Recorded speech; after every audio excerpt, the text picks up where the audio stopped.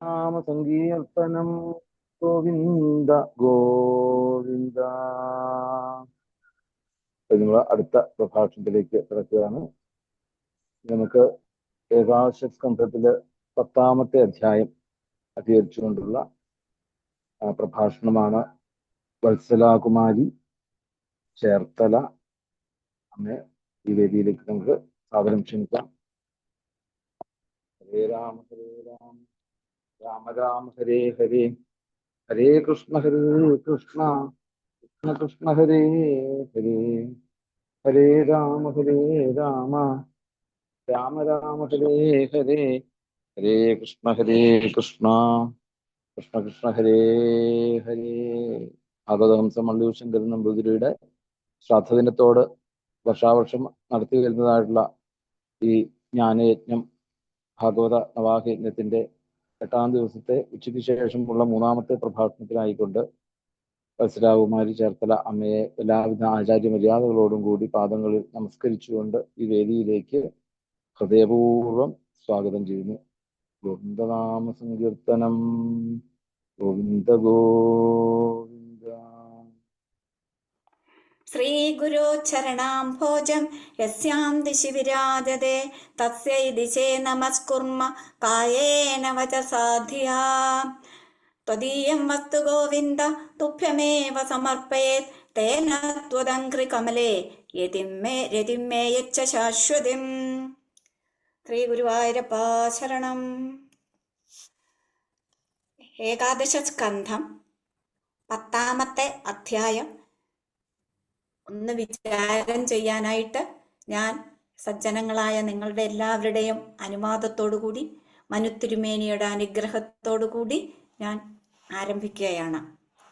ഏകാദശ സ്കന്ധം കിട്ടിയപ്പോൾ തന്നെ, അല്ലെങ്കിൽ 10-ാമത്തെ അധ്യായം, അതായത് വിഷയസുഖങ്ങളുടെ നശ്വരത എന്നാണ് ഇത് പറയുന്നത് തന്നെ. ഇത് കിട്ടിയപ്പോൾ തന്നെ വാസ്തവത്തിൽ ഞാൻ ഞെട്ടിപ്പോയി.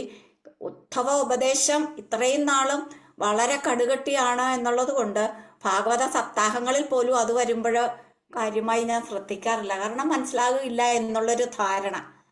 എന്തായാലും ഗുരുവായൂരപ്പൻ മനുത്തിരുമേനിയിലൂടെ അത് തന്നെ ഇത്തവണ തന്നു. ഞെട്ടിപ്പോയി വാസ്തവത്തിൽ കിട്ടിയപ്പോൾ.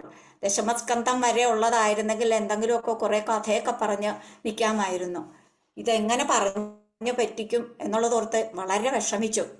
ആദ്യമായിട്ടാണ് ഇതിനൊരു ശ്രമം നടത്തുന്നത് തന്നെ, ഇതൊന്ന് മനസ്സിലാക്കാനായിട്ട്.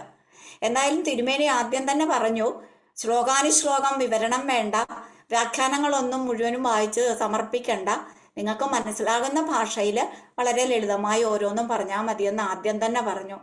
അതുകൊണ്ട് ഞാൻ രക്ഷപ്പെട്ടു. ഈ ശ്ലോകം വായിച്ചു നോക്കിയിട്ട് ഓരോ ശ്ലോകാനുശ്ലോകം അർത്ഥം പറയാനായിട്ട് എനിക്ക് സാധിക്കുന്നില്ല. അറിയാവുന്നവരെല്ലാവരും ഒത്തിരി പേരുണ്ടായിരിക്കും, പക്ഷെ അത് ശ്ലോകാനുശ്ലോകം പറയാനായിട്ട് ഇച്ചിരി ബുദ്ധിമുട്ടായിട്ട് എനിക്ക് തോന്നുന്നു. അതുകൊണ്ട് എനിക്ക് മനസ്സിലായ പോലെ ഞാൻ പറയാനായിട്ട് ശ്രമിക്കുന്നു. എല്ലാവരും ക്ഷമിക്കുക, തെറ്റുകളുണ്ടെന്ന് എനിക്കറിയാം. ഏകാദശ സ്കന്ധം 10-ാമത്തെ അധ്യായം, അതില് വിഷയസുഖങ്ങളുടെ നശ്വരത, അതിനെപ്പറ്റിയാണ് ഭഗവാൻ ഈ അധ്യായത്തില് ഉദ്ധവരോട് ഉപദേശിക്കുന്നത്. ഉദ്ധവ ഉപദേശം മുഴുവനും ഞാൻ നോക്കിയിട്ട് വേദാന്തം തന്നെയാണ്. സാധാരണ നമ്മളെ പോലെയുള്ളവർക്ക് പെട്ടെന്നല്ല, വിമലാജിയും കഴിഞ്ഞ പ്രഭാഷണ വളരെ ശ്രദ്ധയോടുകൂടി തന്നെ ഓരോന്നും ഒന്ന് വിചിന്തനം ചെയ്താൽ മാത്രമേ അതിൻ്റെ കുറച്ചെങ്കിലും നമുക്ക് മനസ്സിലാകുകയുള്ളൂ. ഇത് മഹാഭാഗവതം സർവവേദാന്ത സാരമാണെന്ന് നമുക്ക് എല്ലാവർക്കും അറിയാം.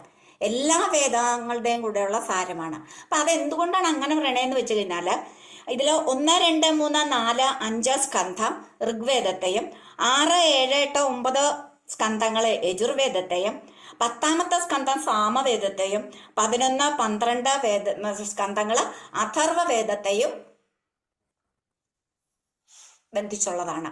അതിൽ നിന്നാണുള്ളതാണ്. അപ്പം എല്ലാ വേദങ്ങളും ഉൾക്കൊള്ളിച്ചിരിക്കുന്നത് കൊണ്ടാണ് വേദാന്ത സാരം എന്ന് പറഞ്ഞിരിക്കുന്നത്. ഇതില് ഉദ്ധവ ഉപദേശത്തില് ഭഗവാൻ ഈ വേദാന്ത സാരങ്ങളെല്ലാം ഒന്നുകൂടി ആവർത്തിച്ചിരിക്കുവാണ്. വാസ്തവത്തിൽ ഏകാദശ സ്കന്ധം വ്യാസഭഗവാൻ പറഞ്ഞിരിക്കുന്നത് തന്നെ നമുക്ക് കാര്യമായ, അല്ലെങ്കിൽ സംസാര സാഗരത്തിൽ പെട്ടുഴലുന്ന നമുക്ക് വേണ്ട മോചനം എങ്ങനെയാണ് കിട്ടുക, എങ്ങനെയാണ് ഭഗവാനിലേക്ക് പ്രവേശിക്കുക, ഭഗവാനിലേക്ക് അടുക്കുക എന്നുള്ളതൊന്ന് പറഞ്ഞു തരാൻ വേണ്ടിയിട്ടാണ്. ഈ ആദ്യത്തെയുള്ള 10 സ്കന്ധങ്ങളും ആചാര്യന്മാർ പറയുന്നത് ഈ ഏകാദശ സ്കന്ധം വിവരിക്കുന്നതിന് വേണ്ടിയിട്ട് അല്ലെങ്കിൽ അവതരിപ്പിക്കുന്നതിന് വേണ്ടിയിട്ട്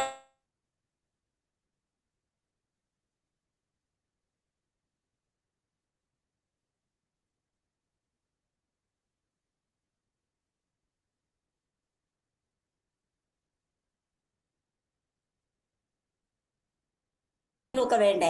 അപ്പം ഈ ചോറുണ്ണുന്നതിന് വേണ്ടിയിട്ടാണ് ആ കറികളെല്ലാം വിളമ്പിയിരിക്കുന്നത് അല്ലെങ്കിൽ നമ്മൾ കഴിക്കുന്നത്. അപ്പം അതുപോലെയാണ് ഈ ഏകാദശ സ്കന്ധം നമുക്ക് മനസ്സിലാക്കി തരുന്നതിന് വേണ്ടിയിട്ടാണ് ഈ ആദ്യത്തെ 10 സ്കന്ധങ്ങളും എന്നാണ് ആചാര്യന്മാര് പറഞ്ഞിരിക്കുന്നത്.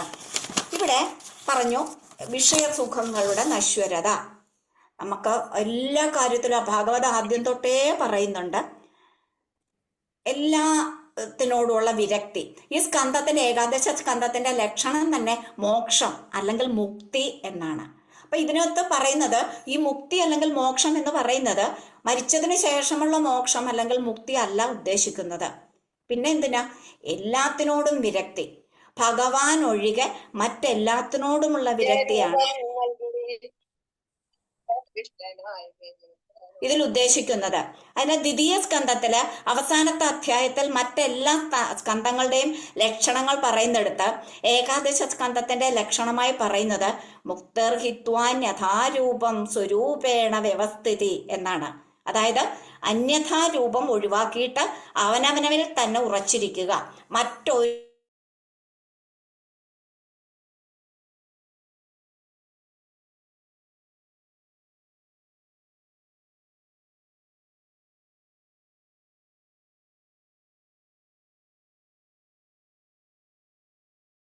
ഉറപ്പിക്കുക എന്നുള്ളതാണ് ഈ അധ്യായത്തിൽ ഭഗവാൻ ഉദ്ധവരോട് പറഞ്ഞു കൊടുക്കുന്നത്. ഈ ഉപദേശങ്ങളെല്ലാം ഭഗവാൻ പറയുന്ന ഉപദേശങ്ങളെല്ലാം വാസ്തവത്തിൽ നമ്മളെ പോലെയുള്ളവർക്ക് വേണ്ടിയിട്ടുള്ള, നമ്മളെ ഉദ്ധരിക്കാൻ വേണ്ടിയിട്ടുള്ളതാണ് എന്നുള്ളത് സംശയമില്ല ഇതിലുള്ള ഓരോ ഉപദേശവും കേൾക്കുമ്പോൾ. ഇതിലെ കഴിഞ്ഞ അധ്യായത്തില് യദുരാജാവ് അവധൂതന്റെ ഉപദേശം ഗ്രഹിച്ച് സർവസംഘ പരിത്യാഗിയായി മനസ്സിനെ ആത്മാവിലടക്കി സമചിത്തനായി തീർന്നു എന്ന് പറഞ്ഞു. ഈ ഉപദേശത്തെ ഉൾക്കൊള്ളുകയാണെങ്കിൽ അങ്ങേക്കും ശരീരാഭിമാനം അകറ്റി ആത്മാനുഭൂതിയിൽ മുഴുകാൻ സാധിക്കും എന്ന് ഭഗവാൻ പറഞ്ഞു. അപ്പം ആദ്യം തന്നെ പറയുവാണ്, ഈ വിഷയ സുഖങ്ങളോട് വിരക്തി വേണമെങ്കിൽ എന്ത് ചെയ്യണം? ശരീരാഭിമാനം മാറ്റണം. നമുക്കെല്ലാവർക്കും ഉള്ളതാണ് ശരീരാഭിമാനം. ഞാനാണ് എന്നുള്ള ആ ഒരു ഭാവം. അതിനാണ് നമ്മൾ ഈ അണിഞ്ഞൊരുങ്ങി ഒക്കെ നടക്കുന്നത്. ആ ശരീരത്തിനോടുള്ള മമത വിട്ടുകഴിഞ്ഞു കഴിഞ്ഞാൽ നമുക്ക് മുക്തി കിട്ടുമെന്നുള്ളത് ആദ്യം തന്നെ ഭഗവാൻ ഇതിൽ ഉദ്ധവരോട് പറയുന്നുണ്ട്. ഈശ്വരപ്രാപ്തി ആഗ്രഹിക്കുന്ന സാധകൻ തൻ്റെ വർണ്ണാശ്രമ ധർമ്മങ്ങളെ ഫലകാംക്ഷയില്ലാതെ ഈശ്വരാർപ്പണ ബുദ്ധിയോടെ ആചരിക്കുകയാണ് ആദ്യം വേണ്ടത്. അതാണ് കർമ്മയോഗം. സിമ്പിളായിട്ട് പറഞ്ഞാൽ സർവം നാരായണായേതി സമർപ്പയാമി, എല്ലാം ഈശ്വരാർപ്പണമായിട്ട് ഫലേച്ഛയില്ലാതെ. ഭഗവത്ഗീതയിലും പറഞ്ഞിട്ടില്ലേ, അർജുനോടും പറഞ്ഞിട്ടല്ലേ കർമ്മം ചെയ്താൽ മതി, ഫലത്തിൽ ആഗ്രഹിക്കരുത്. ഇവിടെ അത് തന്നെയാണ് പറയുന്നത്, എല്ലാം ഈശ്വരാർപ്പണമായിട്ട് നമ്മൾ ചെയ്യുക. ഇനി ഇതിന് അത് കർമ്മയോഗമാണ്. അതിനൊരു ഉദാഹരണം കൂടെ പറയുന്നുണ്ട്. ഇപ്പോൾ ഒരു ചെടിയെ നമ്മൾ എങ്ങനെയാണ് വിത്ത് മുളപ്പിച്ച് അത് വളർത്തി വലുതാക്കി അതിൽ നിന്ന് ഒരു പഴം കിട്ടി അത് നമുക്ക് കഴിക്കണമെങ്കിൽ എത്ര പ്രയത്നം ചെയ്യണം. അതുപോലെ തന്നെയാണ് നമുക്ക് ഈ ആത്മജ്ഞാനം ഉണ്ടാക്കുന്നതിനും വേണ്ട പ്രയത്നം എന്നാണ് പറയുന്നത്. ഈ ആത്മബീജത്തെ വെച്ചുകൊണ്ടാണ് നമ്മൾ എല്ലാവരും വരുന്നത്. അതിനെ പരിപാലിച്ച് പോഷിപ്പിച്ച് വളർത്തിയെടുക്കുക എന്നുള്ളത് നമ്മുടെ ഉത്തരവാദിത്തമാണ്. അതിന് നല്ല അധ്വാനം വേണം. ഭഗവത്ഗീതയിലും പറഞ്ഞിട്ടുണ്ടല്ലോ, അഭ്യാസേനത കൗന്ദേയ എന്ന് പറഞ്ഞിട്ടുണ്ട്. നിത്യ അഭ്യാസം കൊണ്ടേ പറ്റുള്ളൂ, നിസ്സാരമായിട്ട് അല്ലെങ്കിൽ പെട്ടെന്നൊന്നും അത് പറ്റില്ല എന്ന് ഭഗവാൻ പറഞ്ഞിട്ടുണ്ട്. ഇപ്പൊ കഴിഞ്ഞ അധ്യായം 16-ാമത്തെ അധ്യായത്തിൽ തിരുമേനി വായിച്ചല്ലോ, വിഭൂതി യോഗം പറഞ്ഞല്ലോ. ഈ ഭഗവത്ഗീതയിലെ വിഭൂതി യോഗത്തിലും അതിനകത്ത് ഒത്തിരി പറയുന്നുണ്ടല്ലോ. ഗംഗയാണ് നദികളിൽ വെച്ച് ഏറ്റവും വലുത്, ഗരുഡനാണ് ഏറ്റവും വലിയ പക്ഷി, രുദ്രന്മാരിൽ ശിവനാണ് ഏറ്റവും വലുത്, വൃഷ്ണികളിൽ പിന്നെ മഹാവിഷ്ണുവാണ്. ഇങ്ങനെ ഒരുപാട് പറഞ്ഞിട്ടുണ്ട്. അപ്പൊ ഇതിൽ പറഞ്ഞിരിക്കുന്നത് എന്തെന്നാ, അതുകൊണ്ട് ഗംഗയെ മാത്രം ആരാധിക്കണം, അല്ലെങ്കിൽ ഗരുഡനെ മാത്രം, അല്ലെങ്കിൽ കൃഷ്ണനെ മാത്രം, ശിവനെ മാത്രം ആരാധിക്കണം എന്നല്ല ഉദ്ദേശിച്ചിരിക്കുന്നത്. നമ്മളോട് ആദ്യം തന്നെ കയറി പറയുവാണ് സർവഭൂത നിവാസോസി വാസുദേവ നമോസ്തുതേ എന്ന് പറഞ്ഞു. എല്ലായിടത്തും ഭഗവാനെ കാണുക, എല്ലാ ഭൂതങ്ങളിലും എല്ലാ ചരാചരങ്ങളിലും ഭഗവാനെ കാണുക എന്ന് ആദ്യം തന്നെ കയറി പറഞ്ഞു കഴിഞ്ഞാൽ ഈ വിഷയസുഖങ്ങളിൽ പെട്ടുകിടക്കുന്ന നമുക്കത് ഉൾക്കൊള്ളാൻ പറ്റുകയില്ല, ഒട്ടും തന്നെ സാധിക്കുകയില്ല. അപ്പൊ അതുകൊണ്ട് അതിലേക്ക് അടുപ്പിക്കാൻ വേണ്ടിയിട്ടാണ് ഇതൊരു കാര്യമായിട്ട് പറഞ്ഞിരിക്കുന്നത്. ഓ, ഗംഗയാണ് ഏറ്റവും പവിത്രമായ നദി, ഓ ഉടനെ നമ്മൾ തൊഴുന്നു. പക്ഷികളിൽ ഗരുഡനാണോ, ശരി, ഗരുഡനെ തൊഴുന്നു. ശിവനാണ് രുദ്രന്മാരിൽ ഏറ്റവും, അങ്ങനെ അരയാലാണ് ഏറ്റവും വലിയ വൃക്ഷം, നല്ല വൃക്ഷം. അങ്ങനെ നമ്മൾ അതിനെ നമസ്കരിക്കുന്നു. അങ്ങനെ ചെയ്ത് ചെയ്ത് ചെയ്ത് കാലക്രമേണ നമുക്ക് എല്ലാത്തിലും സർവഭൂത നിവാസോസി, എല്ലാ ഭൂതങ്ങളിലും എല്ലാ ചരാചരങ്ങളിലും ഭഗവാനെ കാണാൻ പറ്റും എന്നാണ് പറഞ്ഞിരിക്കുന്നത്. അതാണ് ഇവിടെ വേണ്ടത്. ഇവിടെ ജ്ഞാനം നമുക്ക് സുലഭമാണ്. പക്ഷേ നമ്മുടെ മനസ്സ് രാഗം, ദ്വേഷം, കർത്തൃത്വം, ഭോക്തൃത്വം എന്നിവയുടെ ആകത്തുകയാണ്. ഇത് നാലും അപ്രത്യക്ഷമായാൽ മാത്രമേ മനസ്സ് നിശ്ചലമാകുള്ളൂ. ആ നിശ്ചലമായ മനസ്സാണ് ആത്മാവ്. അപ്പം ഈ രാഗം, ദേഷ്യം, ക്രോധം ഇതെല്ലാം നമുക്ക് മാറ്റിയേ പറ്റുള്ളൂ. അത് മാറ്റിക്കഴിഞ്ഞാലേ നമ്മുടെ മനസ്സ് നിശ്ചലമാകുള്ളൂ. ഈ നിശ്ചലമായ മനസ്സാണ് ആത്മാവെന്ന് പറയുന്നത്. ഈ നമ്മുടെ മനസ്സാണ് ഏറ്റവും പ്രശ്നം ഉണ്ടാക്കുന്നത്. നമ്മളെപ്പോഴും പറയില്ലേ, മനസ്സിനെ പിടിച്ചിട്ട് കിട്ടണമല്ലോ, എത്രയൊക്കെ ധ്യാനിക്കാൻ ശ്രമിച്ചിട്ട് മനസ്സിൽ നിയന്ത്രണ വിധേയമാകുന്നില്ല എന്ന് പറയില്ലേ. ഈ മനസ്സ് വിഷയങ്ങളിലേക്ക് പോകുന്നാൽ ബന്ധനം, ഭഗവാനിലേക്ക് തിരിഞ്ഞാൽ മുക്തി എന്നാണ് പറയുന്നത്. ശുദ്ധമായി തീർന്ന മനസ്സുകൊണ്ട് വിചാരം ചെയ്യുമ്പോൾ ഗുണകാര്യങ്ങളായ ആ സത്തുകൊണ്ട് വിഷയാസക്തന്മാർ സുഖത്തെ പ്രവർത്തിക്കും തോറും ദുഃഖം അനുഭവപ്പെടുന്നതാകും. ഈ ശുദ്ധമായ മനസ്സ് വേണം. ആ വിചാരം ചെയ്താലേ നമുക്ക് സുഖത്തിന്റെ പുറകെ പോകും തോറും പിന്നെയും ദുഃഖം വരുവാണ് എന്നുള്ളത്. ഇത് 24 ഗുരുക്കന്മാരുടെ കാര്യം പറഞ്ഞപ്പോൾ അതില് 11ാമത്തെ അധ്യായത്തില് 11ാമത്തെ സ്കന്ധത്തില് 44ാമത്തെ അധ്യായത്തില് പിങ്കള പറയുന്നുണ്ടല്ലോ, ആശാഹി പരമം ദുഃഖം നൈരാശ്യം പരമം സുഖം യഥാചിദ്യ കാന്താശാം സുഖം സുഷ്വാപ പിങ്കള പറഞ്ഞു, വ്യക്തമായിട്ട് പറഞ്ഞു. ആശ കൂടുതൽ വയ്ക്കും തോറും ദുഃഖമാണ് ഉണ്ടാകുന്നത്. നൈരാശ്യ പരമസുഖം, ഒന്നിലും ആശയില്ലാതെ ഇരിക്കുകയാണെങ്കിൽ, നിർമ്മലമായ മനസ്സോടുകൂടി ഇരിക്കുകയാണെങ്കിൽ, അതാ പിങ്കൾ അവസാനത്തെ ഘട്ടത്തിലല്ലേ അത് മനസ്സിലാക്കിയത്. കുന്തി ദേവിയും ഇത് തന്നെയല്ലേ പ്രാർത്ഥിച്ചത്, ഒന്നിലും ആഗ്രഹം ഉണ്ടാകാതെ എല്ലാ ഭഗവാനിൽ തന്നെ സമർപ്പിച്ച് എല്ലാത്തിനോടും എനിക്ക് ബന്ധം വിടാനായിട്ട്, പാണ്ഡവന്മാരോട് എനിക്കുള്ള ബന്ധം വിടാൻ പറ്റണില്ല കൃഷ്ണ, അതും കൂടെ ഒന്ന്, ആ പാശം കൂടെ ഒന്ന് ഛേദിച്ചു കഴിഞ്ഞാൽ എനിക്ക് പൂർണ്ണമായിട്ടും അങ്ങയിൽ സമർപ്പിക്കാൻ പറ്റും എന്നല്ലേ പറഞ്ഞിരിക്കുന്നത്. അപ്പം ആഗ്രഹങ്ങൾ അല്ലെങ്കിൽ പ്രതീക്ഷകളെ മാറ്റിയിട്ട് ഭഗവാനിലേക്ക് തന്നെ മനസ്സ് വയ്ക്കുക എന്നുള്ളതാണ് ഇവിടെ ഉദ്ധവരോട് പറഞ്ഞു കൊടുക്കുന്നത്. സ്വപ്നം കാണുമ്പോഴും മനോരാജ്യം വിചാരിക്കുമ്പോഴും പരമാർത്ഥത്തിൽ ഇല്ലാത്തവയെ ഉള്ളതായി തോന്നിപ്പിക്കാൻ മനസ്സിന് കഴിയുമെന്ന് മനസ്സിലാകും. അതാണ് മായ. ഇത് പല അധ്യായത്തിലും പറഞ്ഞിട്ടുണ്ട്. ഇല്ലാത്തതിനെ ഉള്ളതായി, മായ എന്ന് വെച്ചാൽ എന്താണ്? സിമ്പിൾ ആയിട്ടുള്ള ഡെഫിനിഷനാണ് ഇല്ലാത്തതിനെ ഉള്ളതായിട്ട് തോന്നിക്കുക. അപ്പൊ അതുകൊണ്ട് എന്ത് ചെയ്യണം? നിവൃത്തിയെയും സുഖപ്രാപ്തിയും ഇച്ഛിക്കുന്ന സാധകൻ മനസ്സിനെ അടക്കാൻ ഉപകരിക്കുന്ന നിവൃത്തി ധർമ്മങ്ങളെയാണ് അനുഷ്ഠിക്കേണ്ടത്. മനസ്സിനെ വികസിപ്പിക്കുന്ന കാമ്യകർമ്മങ്ങളെ ഉപേക്ഷിക്കുകയും വേണം. ആത്മതത്വത്തെ അറിയണമെന്ന ദൃഢമായ ആഗ്രഹമുണ്ടായാൽ ഇന്നിന്ന കർമ്മങ്ങളെ ആചരിക്കണം എന്ന വിധിവാക്യത്തെ മാനിക്കേണ്ടതില്ല. എനിക്ക് ആത്മതത്വം കിട്ടണം, എങ്ങനെയും ഞാൻ അത് നേടിയെടുക്കും എന്ന ദൃഢമായ വിശ്വാസത്തോടുകൂടി പോകുവാണെങ്കിലുണ്ടല്ലോ, നമുക്ക് ഇന്ന കർമ്മേ ചെയ്യാൻ പാടുള്ളൂ. അതായത് ഇപ്പം ബ്രാഹ്മണര് ഇന്നത്, ക്ഷത്രിയരിത്, വൈശ്യരിത്, ശൂദ്രരിത്, ഇന്നതേ ചെയ്യാൻ പാടുള്ളൂ. ഇപ്പൊ കഴിഞ്ഞ ദിവസം രമാദേവി ജി ആ ഭക്ത ഒരു പ്രഭാഷണം നടത്തിയതിൽ പറഞ്ഞായിരുന്നല്ലോ, നാരദര് വർണ്ണാശ്രമ ധർമ്മങ്ങളെ പറ്റി പറഞ്ഞപ്പോൾ അതിനകത്ത് പറഞ്ഞിട്ടുണ്ടല്ലോ, ബ്രാഹ്മണരോ ശൂദ്രരോ വൈശ്യര്, ജനനം കൊണ്ട് ബ്രാഹ്മണനാകുന്നില്ല, കർമ്മം കൊണ്ടാണ് ബ്രാഹ്മണനാണോ വൈശ്യനാണോ വൈശ്യനാണോ ശൂദ്രനാണോ എന്നുള്ളത് തീരുമാനിക്കുന്നത് എന്ന് അതിൽ പറഞ്ഞായിരുന്നല്ലോ. നമ്മൾ വിളിക്കുന്നു ബ്രാഹ്മണ കുലത്തിൽ ജനിച്ചാൽ ബ്രാഹ്മണരെന്ന് പറയുന്നു. പക്ഷെ ആ യമ നിയമ ആചാരങ്ങളെല്ലാം അനുഷ്ഠിക്കുന്നവരെയാണ് ബ്രാഹ്മണരെന്ന് പറയുന്നത് എന്ന് പറഞ്ഞു. അതിന് ഉദാഹരണമായിട്ടും പറഞ്ഞു, ഋഷഭദേവൻ സ്വന്തം മക്കളെ ധർമ്മോപദേശം കൊണ്ട് ബ്രാഹ്മണരാക്കി മാറ്റി. അതും എന്താ പറഞ്ഞത്, ജന്മം കൊണ്ടല്ല, ഒരു എന്താ പറയണേ, നമ്മുടെ ഇത് കർമ്മങ്ങളെ അത് ഇന്ന കർമ്മങ്ങളാണ് ആചരിക്കേണ്ടത് എന്നുള്ളത് ജന്മം കൊണ്ടല്ല, നമുക്ക് ആ വിധിയാങ്കണ്ണം നമ്മൾ ആ രീതിയിൽ പോകുവാണെങ്കിൽ നമുക്ക് ആ സിദ്ധി കിട്ടും എന്നാണ് പറയുന്നത്. ഇതും ഇവിടെയും പറയുന്നുണ്ട്, ഭഗവാൻ പറഞ്ഞിട്ടുണ്ട്, ഇതുമൊക്കെ നമുക്ക് കിട്ടണമെങ്കിൽ നിരന്തരമായ പരിശ്രമം തന്നെ വേണം. ഈ യമനിയമങ്ങൾ ആചരിക്കുന്നത് വഴി മനസ്സ് ശുദ്ധവും ഏകാഗ്രവും ശബ്ദാദി വിഷയങ്ങളിൽ വിരക്തനുമായിത്തീരും. അങ്ങനെ മനസ്സ് വിരക്തി പ്രാപിച്ചു കഴിയുമ്പോൾ എന്ത് ചെയ്യണം? കാരണം എല്ലാവിധ അഷ്ടാംഗയോഗമൊന്നും ചെയ്യാൻ പറ്റില്ല. അത് ഭഗവാൻ ഭഗവത്ഗീതയിൽ പ്രത്യേകം പറഞ്ഞിട്ടുണ്ട്. ഭക്തിയോഗമുണ്ട്, കർമ്മയോഗമുണ്ട്, ജ്ഞാനയോഗമുണ്ട്. ഇതിലൊക്കെ പറയുന്നത് ഏറ്റവും എളുപ്പമായിട്ടുള്ളത് ഭക്തിയോഗമാണ്. എന്തുകൊണ്ടാണെന്നറിയാമോ? ഇപ്പൊ കർമ്മയോഗം, നിഷ്കാമമായിട്ട് കർമ്മം ചെയ്യുക, അതാണ് അതിൽ മുഴുവൻ പറയുന്നത്. സാധാരണക്കാരായ നമ്മളെ കൊണ്ട് എല്ലാ കർമ്മവും ഫലേച്ഛയില്ലാതെ ചെയ്യാനായിട്ട് പറ്റുന്നുണ്ടോ? ഇതൊക്കെ മനസ്സിലുണ്ട്, പക്ഷെ എന്നാലും നമുക്കത് അങ്ങോട്ട് മുഴുവനായിട്ട് ചെയ്യാൻ പറ്റില്ല. ഇനി ജ്ഞാനയോഗമാണെങ്കിലോ എല്ലാ വേദങ്ങളും ഉപനിഷത്തുകളും എല്ലാ മന്ത്രങ്ങളും എല്ലാം പഠിച്ചിട്ട് ഭഗവാനിലേക്ക് പ്രാപിക്കുക. അതും സാധാരണക്കാരെ കൊണ്ട് പറ്റുന്നില്ല. അപ്പൊ സാധാരണക്കാരെ കൊണ്ട് പറ്റുന്ന എളുപ്പം ഏതാണ്? ഭക്തിയോഗം തന്നെയാണ്. അപ്പൊ ഇവിടെ മനസ്സ് ഇത്രയും നിശ്ചലമായി ശാന്തമായി കഴിഞ്ഞാൽ, എല്ലാത്തിനെയും അടക്കി കഴിഞ്ഞു കഴിഞ്ഞാൽ, എല്ലാ ഇന്ദ്രിയങ്ങളെയും അടക്കാൻ സാധിച്ചു കഴിഞ്ഞു കഴിഞ്ഞാൽ, പിന്നെ അടുത്ത് നമ്മളായിട്ട് ചെയ്യേണ്ടത് ഒരു ഗുരുവിനെ ആശ്രയിക്കുവാണ് വേണ്ടത്.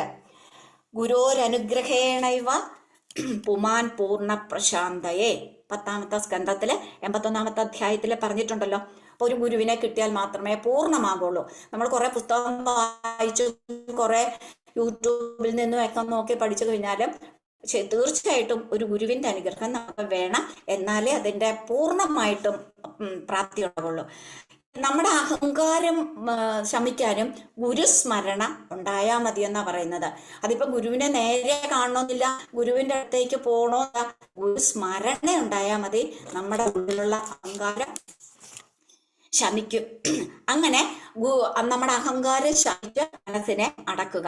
ഇവിടെ 24 ഗുരുക്കന്മാരുടെ കാര്യം പറയുമ്പോൾ അവധൂതൻ പറയുന്നുണ്ട്. യദുമഹാരാജാവ് ചോദിക്കുകയാണ്, എന്തിനാണ് ഇതിനും മാത്രം ഗുരുക്കന്മാര്? 24 ഗുരുക്കന്മാർ, എല്ലാവർക്കും സാധാരണ 1-2 ഗുരുക്കന്മാരല്ലേ എന്ന് പറയുമ്പോൾ ഇവിടെ അവധൂതൻ പറയുവാണ്, ഒരു ഗുരുവിൽ നിന്ന് മാത്രം കിട്ടുന്ന ജ്ഞാനം പൂർണ്ണമായി തീരില്ല. അതുകൊണ്ടാണ് ഞാൻ അനേകം ഗുരുക്കന്മാരെ ആശ്രയിക്കുന്നത്. പരമസാക്ഷാത്കാരം സാധിച്ചവനും ശാന്തനുമായിരിക്കണം ഗുരു. അതായത് നമ്മുടെ മനുത്തിനെ പോലെ ഒന്നിലും ദേഷ്യപ്പെടാതെ, എല്ലാം സാരയില്ല, അങ്ങനെ ആയിക്കോട്ടെ അങ്ങനെ ആയിക്കോട്ടെ എന്ന് എങ്ങനെ പറഞ്ഞു കഴിഞ്ഞാലും, ശരിയായിട്ട് പറഞ്ഞില്ലെങ്കിലും വായിച്ചില്ലെങ്കിലും ഒക്കെ അദ്ദേഹം പറയുന്നത് എപ്പോഴും അങ്ങനെയല്ലേ, നമുക്ക് എപ്പോഴും ഒരു പോസിറ്റീവ് മൂഡ് തന്നുകൊണ്ടിരിക്കുമല്ലേ. അപ്പൊ ഇവിടെ പറയുവാണ്, ഒരു ഗുരു എന്ന് പറഞ്ഞാൽ അങ്ങനെയായിരിക്കണം, വളരെ ശാന്തനായിരിക്കണം. ഇനി പരമസാക്ഷാത്കാരം സാധിച്ചവനുമായിരിക്കണം. ഇനി ശിഷ്യനോ, ആ ശിഷ്യനാണെങ്കിൽ അഭിമാനം, മത്സരം, മമത, ബദ്ധപ്പാട് എന്നിവയൊന്നും ഇല്ലാത്തവനും ഗുരുവിനോട് ദൃഢമായ സ്നേഹമുള്ളവനും ആയിരിക്കണം. ഒരു അരണി കടഞ്ഞാൽ അതിൽ നിന്ന് അഗ്നി പ്രകടമായി തീരുന്നത് പോലെയാണ് ഗുരു ശിഷ്യ സംവാദം ജ്ഞാനത്തെ പ്രകാശിപ്പിക്കുന്നത്. ഇവിടെ പറയുവാണ്, ശരീരമാണ് താനെന്ന തോന്നലാണ് അജ്ഞാനം, ആത്മാവാണ് താനെന്ന തോന്നലാണ് ബോധം അല്ലെങ്കിൽ ജ്ഞാനം എന്ന് പറയുന്നത്. കപിലോപദേശത്തില് കപിൽദേവൻ ദേവഹൂതിയോടും പറയുന്നില്ലേ, അമ്മേ, ബന്ധനത്തിനും മോക്ഷത്തിനും കാരണം നമ്മുടെ മനസ്സാണ്, നമ്മുടെ മനസ്സിലുള്ള അജ്ഞാനമാണ് അതിന് കാരണം. ആ അജ്ഞാനത്തെ മാറ്റുവാണ് നമ്മൾ വേണ്ടതെന്ന് അവിടെ കപിലദേവൻ ദേവഹൂതിയോട് പറഞ്ഞു കൊടുക്കുന്നുണ്ട്. ഇവിടെ കഴിഞ്ഞ ദിവസം രമാജി അതവിടെ പറഞ്ഞ നാരദൻ പറഞ്ഞ കാര്യം പറഞ്ഞപ്പോഴും പല ഉദാഹരണങ്ങളും അവിടെ പറഞ്ഞായിരുന്നു. അപ്പൊ ഇത് അസുരന്മാരായാലും തീർച്ചയായിട്ടും ദേവന്മാരെക്കാളും നല്ലോണം ഇവിടെ പറഞ്ഞല്ലോ, ഓരോരോ കുലത്തിൽ ജനിച്ചുകൊണ്ടോ അല്ലെങ്കിൽ ബ്രാഹ്മണർ അങ്ങനെ പറഞ്ഞുകൊണ്ടല്ല, ക്ഷത്രിയരെന്ന് പറഞ്ഞുകൊണ്ടല്ല, ഓരോരുത്തരും അവനവന്റെ പ്രവൃത്തിയിലൂടെയാണ് നമ്മളുടെ ജീവിതം ധന്യമാക്കേണ്ടത്. അതിനവിടെ ഉദാഹരണം പറഞ്ഞാലോ, ജരാസന്ധന്റെ യുദ്ധം തന്നെ എടുക്കൂ. അവിടെ ജരാസന്ധന്റെ അടുക്കല് ഭഗവാനും അർജുനനും ഭീമനും കൂടെ ചെന്നു, ഒരു ദ്വന്ദ്വ യുദ്ധം വേണം എന്നാണ് അഭ്യർത്ഥന. ജരാസന്ധൻ ഭയങ്കര ദാനശീലനാണെന്നറിയാം, എന്ത് ചോദിച്ചാലും തരുമെന്നറിയാം. അതൊക്കെ നാരദർ പറഞ്ഞ് അത് അറിഞ്ഞതുകൊണ്ട് തന്നെയാണ് അങ്ങോട്ട് ചെന്നത്. ജരാസന്ധൻ തീർച്ചയായിട്ടും അവിടെ നോ പറഞ്ഞില്ല, തയ്യാറാണ് എന്നാ പറഞ്ഞത്. എന്നിട്ട് എന്താ ചെയ്തത്? ഇവിടെ ആയുധങ്ങൾ നിരായുധരായിട്ടാണ് ചെന്നിരിക്കുന്നത് യുദ്ധത്തിനെന്നും പറഞ്ഞ. അപ്പൊ ആയുധം വേണം, ഗദ കൊടുക്കണം. ജരാസന്ധൻ എന്താ ചെയ്തത്? 2 ഗദ എടുത്തോണ്ട് വന്നു. അതിലേറ്റവും നല്ല ഗദ ഭീമന് കൊടുത്തു, മറ്റത് ജരാസന്ധൻ എടുത്തു. നേരെ മറിച്ചും ചെയ്യാമായിരുന്നു. ഏതെങ്കിലും ഒരു പഴയത് അല്ലെങ്കിൽ ശക്തിയില്ലാത്ത ഒരു ഗദ ഭീമന് കൊടുത്തിട്ട് ഭീമനെ നിഷ്പ്രയാസം തോൽപ്പിക്കാമായിരുന്നു. പക്ഷെ അവിടെ ധർമ്മം, അതാണ് യുദ്ധത്തിൽ ആ ഒരു ധർമ്മം കാണിക്കണമല്ലോ. അതുപോലെ തന്നെ ജരാസന്ധൻ പറയുകയാണ്, അർജുനുണ്ട്, ഇവനോട് ഞാൻ യുദ്ധം ചെയ്യാനില്ല, ഇവനൊരു ചെറിയ ബാലനാണ്. ഇത്രയും ചെറിയൊരു ബാലനെ തോൽപ്പിച്ചിട്ട് വെറുതെ എനിക്ക് പേരുദൂഷ്യം ഉണ്ടാകാൻ. അവിടെ നോക്ക്, തനിക്ക് ഈക്വലായിട്ടുള്ള ആൾക്കാരുമായിട്ടാണ് മല്ലടിക്കേണ്ടത്, അല്ലാതെ ചെറിയ പ്രാണികളെ അല്ലേ. പരാക്രമം സ്ത്രീകളോടാകരുതെന്ന് കേട്ടിട്ടില്ലേ? അപ്പൊ അവിടെ ധർമ്മാണ് കാണിക്കുന്നത്. അതുപോലെ തന്നെ വൃത്രാസുരന്റെ ഇന്ദ്രനുമായിട്ടുള്ള യുദ്ധത്തില് കഴിഞ്ഞ ദിവസം സുധാജി പറഞ്ഞില്ലേ, വൃത്രാസുര ഇന്ദ്രന്റെ കയ്യിൽ നിന്ന് ആയുധം താഴെ വീണപ്പോഴും എന്താ പറഞ്ഞത്? ഉടനെ അവിടെ ആ ഒരു ചാൻസ് ചൂഷണം ചെയ്യാനല്ല ശ്രമിച്ചത്. എടുക്കൂ ഇന്ദ്ര, ആയുധം എടുക്കൂ, എന്റെ കൈകൾ മുറിക്കൂ, എന്റെ ശിരസ് ഛേദിക്കൂ, നീ പിന്മാറി നിൽക്കാതെ, ഒരു യോദ്ധാവിനത് ചേരുന്നതല്ല എന്നാണ് വൃത്രാസുരൻ പറഞ്ഞു കൊടുത്തത്. അപ്പൊ അവിടെയൊക്കെ എന്ന് പറഞ്ഞാൽ ഒരു അസുരനായിട്ടും കൂടിയും അവിടെ അവനവന്റെ ആ ഒരു യുദ്ധധർമ്മം കാണിക്കുകയാണ് ചെയ്യുന്നത്. ശരിക്കും ഇവിടെ പറയണത് അതാണ്. അല്ലാതെ വലിയ കുലത്തിൽ ജനിച്ചു അല്ലെങ്കിൽ ഞാൻ ഇത്രയും വിദ്യാഭ്യാസമുള്ളതാണ്, ഇത്രയൊക്കെ പഠിച്ചു എന്ന് പറഞ്ഞത് കൊണ്ടല്ല. നമ്മൾ നമ്മുടെ പ്രവൃത്തിയിലൂടെ നമ്മുടെ സംയമനം കാണിക്കണം എന്നാണ് പറയുന്നത്. ഇനി ഇവിടെ ഭഗവാനെ നമ്മൾ പറയുമ്പോൾ ഭഗവാൻ ഒരു കുടുംബത്തിന് വേണ്ടി തന്നെ 4 അവതാരം എടുത്ത ആളാണെന്ന് ഓർത്തോളാം. ഇവിടെ കൂർമാവതാരം എടുത്തു, വരാഹാവതാരം എടുത്തു, നരസിംഹാവതാരം എടുത്തു, വാമനാവതാരം. ഒരേ കുടുംബത്തിന് വേണ്ടിയിട്ടാണെന്ന് ഓർത്താം. ഒരേ കുടുംബത്തിലുള്ളവരെ അനുഗ്രഹിക്കാൻ വേണ്ടിയിട്ട്. വളരെ വീരശൂര പരാക്രമികളായിരുന്നു ഹിരണ്യാക്ഷന്റെ ഹിരണ്യകശുവിന്റെ ഒക്കെ നമുക്കറിയാലോ.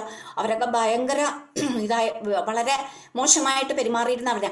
അവരെയൊക്കെ കൂടിയും അനുഗ്രഹിക്കാൻ വേണ്ടിയിട്ട് ഭഗവാൻ ഓരോരോ അവതാരം എടുത്തു എന്നുള്ളത് നമ്മൾ അതിനകത്ത് കണ്ടായിരുന്നു. ഇവിടെ നമ്മളെ ഹരിനാമ കീർത്തനത്തിലെ എഴുത്തച്ഛൻ പറഞ്ഞിട്ടുണ്ട്, ഷഡ്വൈരികൾക്കു വെള്ളയാട്ടത്തിനാക്കരുത് ചിത്താംബുജം തവഹി സത്യാനരംഗമതിൽ തത്രാപി നിത്യവും ഒരിക്കലിരുന്നരുളുക സത്യസ്വരൂപ ഹരിനാരായണായ നമഃ. നമ്മൾ ഇതാണ് ശരിക്കും പ്രാർത്ഥിക്കേണ്ടത്. നമ്മുടെ മനസ്സിൽ 6 ശത്രുക്കളുണ്ട്. അതായത് കാമം, ക്രോധം, ലോഭം, മോഹം, മതം, മാത്സര്യം, ഇങ്ങനെ 6 തരത്തിലുള്ള ശത്രുക്കളുണ്ട്. നമ്മൾ ഭഗവാനോട് ഇവിടെ എഴുത്തച്ഛൻ തന്നെ പ്രാർത്ഥിക്കുന്നത് അത് നമ്മക്കൂടുള്ള പ്രാർത്ഥനയാണ്, നമ്മളോട് പറഞ്ഞു തരുവാണ്. നമ്മൾ ഇതാണ്, ഈ വൈരികളൊന്നും എൻ്റെ മനസ്സിലിരിക്കല്ലേ, അവിടെ നിന്ന് വന്ന് എൻ്റെ മനസ്സിലിരുന്ന കളിയാടണമേ, അതിനെനിക്കൊരു ഭാഗ്യം ഉണ്ടാകണേ എന്നാണ്. ഇതാണ് നമ്മൾ പ്രാർത്ഥിക്കേണ്ടത്. ഇവിടെ ഉദ്ധവരോടും പറയുന്നത് അങ്ങനെ തന്നെയാണ്. ഉദ്ധവരോടും ഭഗവാൻ പറയുന്നത് എന്നിലേക്ക് അടുക്കുക, എൻ്റെ മനസ്സുറപ്പിച്ചുകൊണ്ട്.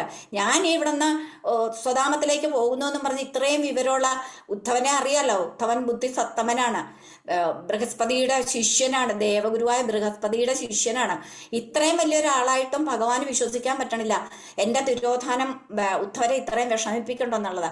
അപ്പൊ അതിനു വേണ്ടിയിട്ട് പലതരത്തിലുള്ള ഉപദേശങ്ങൾ കൊടുക്കുവാണ് ഉദ്ധവർക്ക്. എന്നിൽ തന്നെ വരൂ, എന്നിൽ തന്നെ മനസ്സുറപ്പിക്കൂ, ഞാൻ എങ്ങും പോകുന്നില്ല, ഞാൻ എൻ്റെ ശരീരം ധരിക്കുന്നേ ഉള്ളൂ, അതാണ് ശരീരം പോകുന്നു എന്ന് വിചാരിച്ച് ഞാൻ ഇവിടുന്ന് ഈ ഭൂമുഖത്ത് നിന്ന് പോകുന്നില്ല എന്നാണ് ഭഗവാൻ അവിടുന്ന് പറഞ്ഞു കൊടുക്കുന്നത്. ഇവിടെ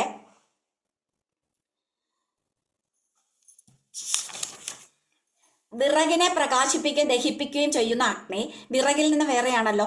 അതുപോലെയാണ് സ്ഥൂല ശരീരത്തെയും പഞ്ചപ്രാണങ്ങളെയും 10 ഇന്ദ്രിയങ്ങൾ, മനസ്സ്, ബുദ്ധി എന്നീ ഘടകങ്ങളോടുകൂടിയ സൂക്ഷ്മ ശരീരത്തെ അറിയുകയും പ്രകാശിപ്പിക്കുകയും ചെയ്യുന്ന ആത്മാവ്. ഇത് സൂക്ഷ്മ സ്ഥൂല ശരീരങ്ങളിൽ നിന്നും വേറെ ആണെന്ന് ഗുരുപദേശം കൊണ്ട് അറിയാറാകും. അപ്പം വിറകും അഗ്നിയും ഉള്ള ഉദാഹരണം പറയുകയാണ്. വിറകും അഗ്നിയും വേറെ വേറെയാണ്, പക്ഷെ പ്രകാശിക്കുമ്പോഴോ ഇത് വിറകിന്റെ വലിപ്പോ അല്ലെങ്കിൽ വിറകിന്റെ ഗുണോ നോക്കിയിട്ടല്ല അഗ്നി കത്തുന്നത്, അല്ലെ? അതെന്തായാലും കത്തിക്കൊണ്ടിരിക്കും. ഇവിടെ നമ്മൾ വലിയ വിറക് വലിയ രൂപത്തിലും കാണപ്പെടുന്നു, ചെറിയ വിറകിൽ നിന്നുള്ള അഗ്നി ചെറിയ രൂപത്തിലും കാണുന്നു. പക്ഷെ എന്നാലും വിറകിന്റെ ഉൽപ്പത്തി ഒന്നാണ്. നാശമോ ഗുണമോ ഒന്നും അഗ്നിയെ ബാധിക്കുന്നില്ല. തേക്കിന്റെ തടിയാണ്, അപ്പൊ അതുകൊണ്ട് കുറച്ചും കൂടെ നല്ല ഫ്ലെയിമാ. അല്ലെങ്കിൽ മാവിന്റെ വിറകാണ്, അത് അങ്ങനെയൊന്നും അഗ്നിക്ക് വ്യത്യാസമില്ല. ഇതുപോലെയാണ് ആത്മാവെന്ന് പറയുന്നത്. ആത്മാവ് സ്ഥൂലമായിട്ടും സൂക്ഷ്മമായിട്ടുള്ള ശരീരത്തെ നമ്മളെ അറിയാനായിട്ടും പ്രകാശിപ്പിക്കാനായിട്ടും സഹായിക്കുന്നു. ഇനി അതുപോലെ സ്ഥൂലവും സൂക്ഷ്മവുമായ ശരീരങ്ങളിലൂടെ പ്രകടമായി തീരുന്ന ആത്മാവിന് ഉൽപത്തിയും നാശവും ശ്രേഷ്ഠതയും ബാധിക്കുന്നില്ല. ഏത് ശരീരത്തിലായാലും ആത്മാവ് പരിശുദ്ധമാണ്. ഒരു ശരീരം വിട്ടു ഉടനെ അത് അടുത്ത ശരീരത്തിലേക്ക് പ്രവേശിക്കും. അത് താഴ്ന്ന ജാതിയാണോ ഉയർന്ന ജാതിയാണോ ഇതൊന്നും നമ്മളല്ല, നമുക്ക് ഇതിലൊന്നും സ്വാതന്ത്ര്യമില്ല. ഏത് കുലത്തിൽ ജനിക്കണം, ഏത് വീട്ടിൽ ജനിക്കണം എന്നുള്ളതിനൊന്നും നമുക്ക് സ്വാതന്ത്ര്യമില്ല. പക്ഷെ എവിടെയാണെങ്കിലും ആത്മാവ് പരിശുദ്ധമാണ്. ഇവിടെ വേറെ ഒരു ഇത് കൂടെ പറയുവാണ്. ഇതാണ് പൂർണ്ണമത പൂർണ്ണമിതം പൂർണ്ണാത് പൂർണ്ണമുദച്യതേ പൂർണ്ണസ്യ പൂർണ്ണമാദായ പൂർണ്ണമേവാവശിഷ്യതേ. ഇതിലും ഇത് തന്നെയാണ്, അഗ്നിയുടെ കാര്യം തന്നെയാണ് പറയുന്നത്. ഒരു നിലവിളക്കിലുള്ള നാളം, ആ നാളത്തിൽ നിന്ന് നമ്മൾ എത്ര തിരികള് കത്തിച്ചെടുത്തു കഴിഞ്ഞാലും ആ ആദ്യത്തെ വിളക്കിലെ നാളത്തിന് ഒരു മങ്ങലും സംഭവിക്കുന്നില്ല, ആദ്യത്തെ പോലെ തന്നെ നിൽക്കുന്നു. അപ്പൊ ആ പൂർണ്ണമായിട്ടുള്ളത് പൂർണ്ണമായിട്ട് തന്നെ അവശേഷിക്കുന്നു. ഇവിടെയാണ് പറയുന്നത് ഭഗവാനും അങ്ങനെ തന്നെയാണ്, എല്ലാത്തിലും പ്രകാശിക്കുന്നു. സർവ്വചരാചരങ്ങളിലും ഒരുപോലെയാണ് പ്രകാശിക്കുന്നത്. വിരാട് സ്വരൂപ വർണ്ണനയിലെ ആയിരക്കണക്കിന് കൈകളും കാലുകളും ഒക്കെയുള്ള വിരാട് സ്വരൂപത്തെ വർണ്ണിച്ചത് നമ്മൾ കേട്ടു. അപ്പൊ അതെന്തോ അത്രയും മനുഷ്യരുണ്ട് അല്ലെങ്കിൽ അത്രയും രൂപങ്ങളുണ്ട് എന്നല്ല, എല്ലാത്തിലും ഭഗവാനോട് എല്ലാ സകല ചരാചരങ്ങളെയും കൂടെ ഉൾപ്പെടുത്തിക്കൊണ്ടുള്ളതാണ് ആ വിരാട് സ്വരൂപം എന്നുള്ളത് കൊണ്ട് അവിടെ പറഞ്ഞിരിക്കുന്നത്. ജനന മരണങ്ങൾ മാറി മാറി അനുഭവിച്ചുകൊണ്ട് കഴിയുന്ന അസ്വതന്ത്രമായ ജീവന് എങ്ങനെ സുഖം കിട്ടാനാണ്? പറഞ്ഞു ജനന മരണങ്ങൾ നമുക്കൊന്നും നേരത്തെ പറഞ്ഞല്ലോ, ഒന്നും തീരുമാനിക്കാൻ പറ്റില്ല. ഇനി ഇപ്പം ഇരിക്കണ്ടല്ലോ, കുറച്ചുകൂടെ കഴിഞ്ഞിട്ട് മതി, അടുത്ത ജന്മം കുറച്ചുകൂടെ, ഇതൊന്നും നമുക്ക് സ്വാതന്ത്ര്യമില്ല. ഈ സ്വാതന്ത്ര്യം ഇല്ലാത്തടത്തോളം കാലം നമുക്ക് സുഖം എങ്ങനെ കിട്ടും എന്നുള്ളതാണ്. അപ്പൊ ഇതിൽ പറയുവാണ്, വലിയ വലിയ വിദ്വാൻമാര് പോലും അല്ലെങ്കിൽ വലിയ വലിയ പണ്ഡിറ്റുകൾ പോലും അവസാന കാലത്ത് എന്തെല്ലാം അവസാനമൊന്നല്ല, ജീവിതത്തിൽ എന്തെല്ലാം ദുരിതങ്ങളും കഷ്ടപ്പാടുകളും അനുഭവിക്കുന്നു.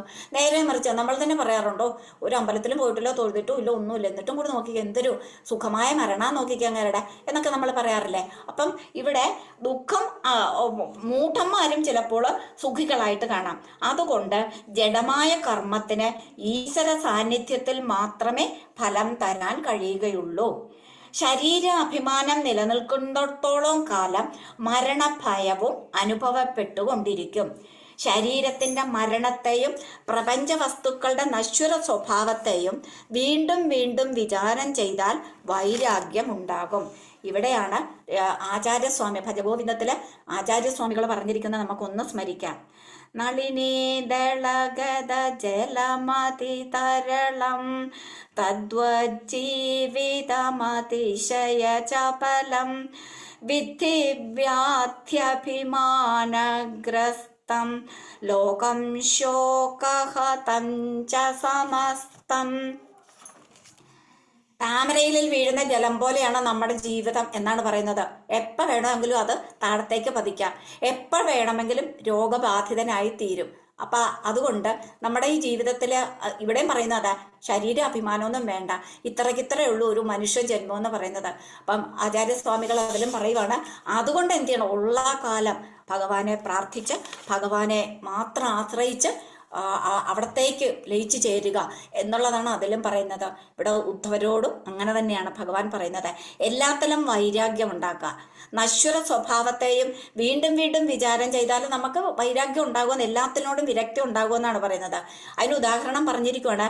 കൽപ്പകാലം വരെ നീണ്ട ആയുസ്സോടു കൂടിയ ലോകപാലകന്മാർക്കും അവരുടെ ലോകങ്ങൾക്ക് നാശമുണ്ട്. രണ്ടു പരാർത്ഥമാകുന്ന ദീർഘായുസ്സോടു കൂടിയ ബ്രഹ്മദേവന് പോലും കാലസ്വരൂപനായ എന്നിൽ ഭയമുണ്ട്, മൃത്യുവിന് പോലും ഭഗവാനെ ഭയമുണ്ട്. അപ്പൊ അതുകൊണ്ട് ആരും ശാശ്വതമല്ല. ബ്രഹ്മാവിന് പോലും ഓരോരോ കാലം കഴിയുമ്പോൾ മാറിയേ പറ്റുള്ളൂ, സ്ഥാനം ഒഴിഞ്ഞു കൊടുത്തേ പറ്റുള്ളൂ.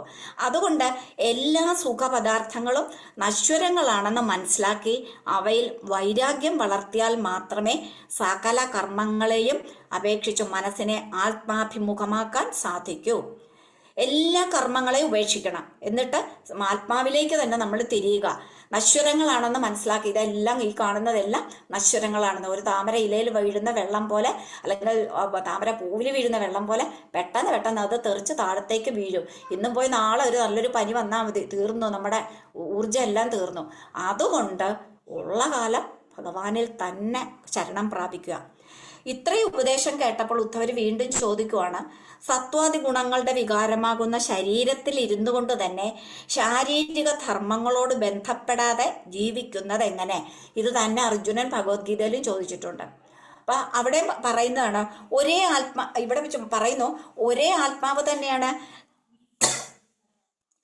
നിത്യബദ്ധനായ ജീവനായും നിത്യമുക്തനായ ഈശ്വരനായും വിളങ്ങുന്നത് എന്ന തത്വം എനിക്ക് മനസ്സിലാക്കാൻ പറ്റുന്നില്ല. അത് അവിടെ ഉദ്ധവർ ചോദിക്കുകയാണ്, അപ്പൊ ഈ ബദ്ധനും മുക്തനും തമ്മിലുള്ള വ്യത്യാസം എന്താണ്? എനിക്കത് ഒരേ ശരീരം തന്നെ, അവിടെ ജീവാത്മാവും പരമാത്മാവും. ഈ ആത്മാവ് ശരീരത്തിൽ തന്നെ ഇരിക്കുന്നു, പക്ഷേ ശരീരവുമായിട്ട് ഒട്ടലില്ല. ഇത് എന്നിട്ട് പിന്നെ എങ്ങനെ ഇനി വിരക്തി, അല്ലെങ്കിൽ ശരീരം എന്ന് പറയുമ്പോൾ തീർച്ചയായിട്ടും നമുക്ക് ആസക്തികളോ ആഗ്രഹങ്ങളോ ഒക്കെ ഉണ്ടാവുന്നതാണല്ലോ. അപ്പൊ എങ്ങനെ എനിക്കിതിനെ വിരക്തി പ്രാപിക്കാം, ഇനി അതിനൊരു മാർഗം എന്താണ് എന്നുള്ളതാണ് ഉദ്ധവര് ചോദിക്കുന്നത്. അപ്പം അടുത്ത അധ്യായത്തില് ബദ്ധനും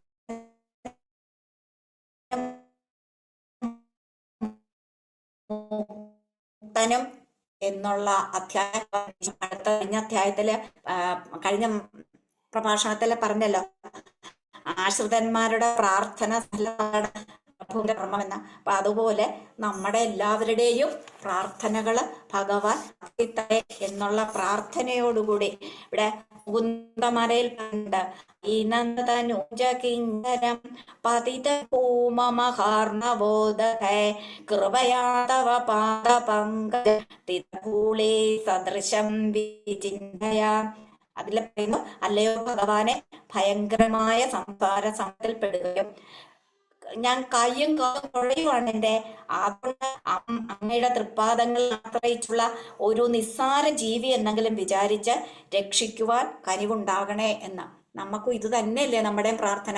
നമ്മുടെയും കയ്യും കാലും കുഴഞ്ഞുകൊണ്ടിരിക്കുമല്ലേ നമ്മൾ എല്ലാ തരത്തിലുള്ള ശ്രമങ്ങളും നടത്തിയിട്ടും. അപ്പം അതുകൊണ്ട് അതിനെന്ത് ചെയ്യണം? ഭഗവാന് മാത്രമേ അതിന് സാധിക്കുകയുള്ളൂ. നമുക്കും ഈ പ്രാർത്ഥന ഭഗവാന്റെ മുമ്പിൽ സമർപ്പിച്ചുകൊണ്ട് ഞാൻ എൻ്റെ വാക്കുകൾ ഇവിടെ നിർത്തുന്നു. എനിക്ക് ഇത്രേ അറിയാവുള്ളൂ ഇതിനെപ്പറ്റി പറയാനായിട്ട്. ഇവിടെ ഞാൻ ഒരു അനർഗളമായി ഒഴുകുന്ന ഗംഗാനദി പോലെ ഈ എൻ്റെ നാമപുഷ്പങ്ങൾ ഭഗവാന്റെ പാതാരവിന്ദങ്ങളിൽ എത്തിച്ചേരണേ എന്ന് പ്രാർത്ഥിച്ചുകൊണ്ട് ഈ സജ്ജനങ്ങളോട് എല്ലാവരോടും എന്നെ ഇത്രയും നേരവും സഹിച്ചിരുന്നതിന് നന്ദി പറഞ്ഞുകൊണ്ട് മനു തിരുമേനിയോടും എനിക്കിങ്ങനെ ഒരു അവസരം, പ്രത്യേകിച്ചും ഉദ്ധവ ഉപദേശത്തെ പറ്റി എന്തെങ്കിലും ഒന്ന് വായിക്കാൻ എനിക്കൊരു അവസരം ഉണ്ടാക്കി തന്ന മനു തിരുമേനിയോടും നന്ദി പറഞ്ഞുകൊണ്ട് ഞാൻ എൻ്റെ വാക്കുകളെ അവസാനിപ്പിക്കുന്നു. കായേന വാചാ മനസേന്ദ്രിയർവാ ബുദ്ധ്യാത്മനാ വാ പ്രകൃതേ സ്വഭാവാൽ കരോമേദ്യൽ സകലം പരസ്മൈ നാരായണായേതി സമർപ്പയാമി. സർവം നാരായണായേതി സമർപ്പയാമി. ഗോവിന്ദനാമ സങ്കീർത്തനം. ഗോവിന്ദ ഗോവിന്ദ. ഉദ്ധവോപദേശത്തില് ബദ്ധനാര് മുക്തനാര് എന്നുള്ള 10ാമത്തെ അധ്യായത്തിലെ എല്ലാ ഭാഗങ്ങളും വളരെ ലളിതമായിട്ടും ഇമ്പമാർന്ന ഒരു പ്രഭാഷണം. ശരിക്കും ഏകാദശമൊക്കെ ഇങ്ങനെ പറയാവുന്ന എളുപ്പമല്ല. അപ്പൊ അതിങ്ങനെ അത്ര സ്റ്റഡി ചെയ്തെങ്കിൽ മാത്രമേ ഇതുപോലെ ഇങ്ങനെ ഒഴുക്കോടുകൂടി പറയാൻ സാധിക്കുകയുള്ളൂ. അത് വളരെയധികം സന്തോഷം.